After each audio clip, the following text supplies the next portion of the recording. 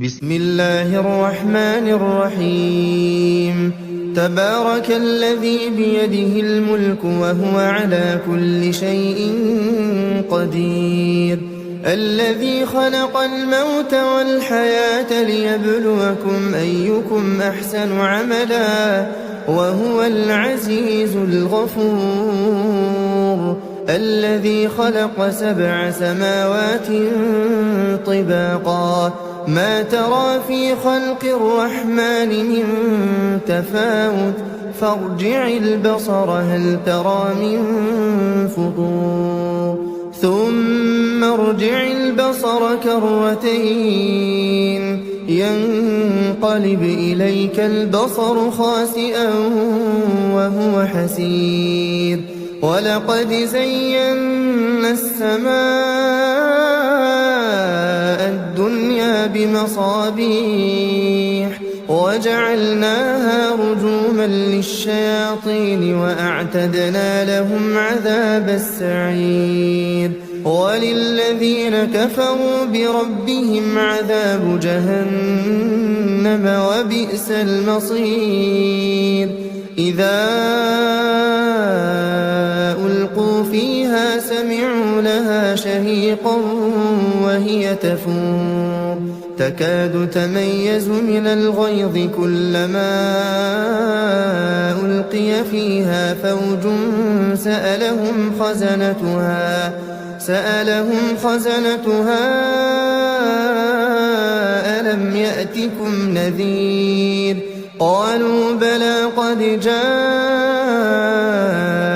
نذير فكذبنا وقلنا ما نزل الله من شيء إن أنتم إلا في ضلال كبير وقالوا لو كنا نسمع أو نعقل ما كنا في أصحاب السعير فاعترفوا بذنبهم فسحقا لأصحاب السعير إن الذين يخشون ربهم بالغيب لهم مغفرة وأجر كبير وأسروا قولكم أو اجهروا به إنه عليم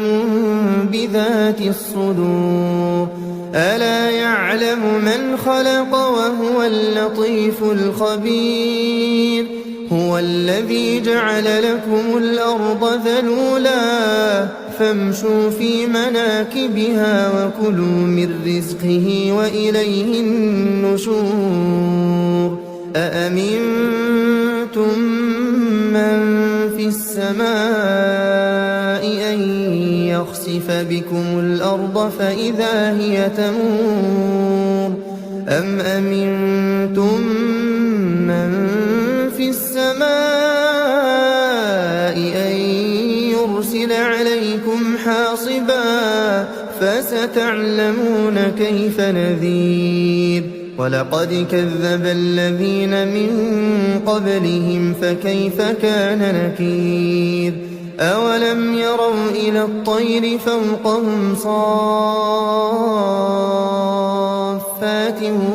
ويقبضن ما يمسكهن إلا الرحمن إنه بكل شيء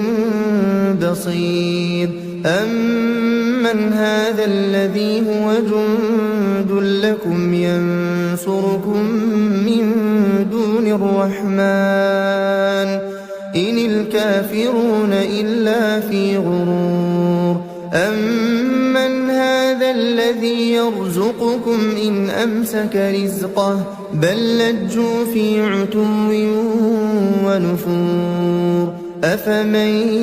يمشي مكبا على وجهه أهدى أمن يمشي سويا على صراط مستقيم قل هو الذي أنشأ أنشأكم وجعل لكم السمع والأبصار والأفئدة قليلا ما تشكرون